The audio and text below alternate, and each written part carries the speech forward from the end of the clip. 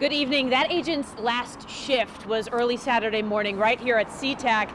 And now this airport joins the growing list of ones nationwide where TSA agents have tested positive for coronavirus.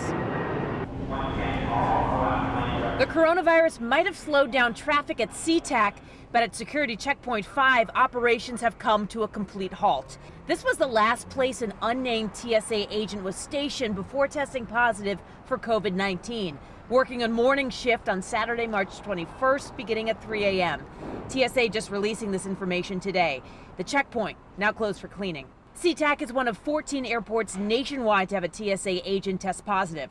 So far, 29 agents and 8 non-screening TSA employees have tested positive for COVID-19. As far as keeping agents protected during the outbreak, TSA tells us its agents have been instructed to wear gloves while screening travelers, and any swabs used during that process are tossed after one use.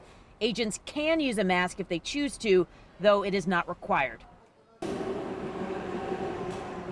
Now, TSA also tells us that that agent who tested positive is right now at home and is resting. Meanwhile, if you have traveled to Sea-Tac and are at all concerned that you might have come in contact with this agent, both TSA and the Port of Seattle suggest that you call your healthcare provider.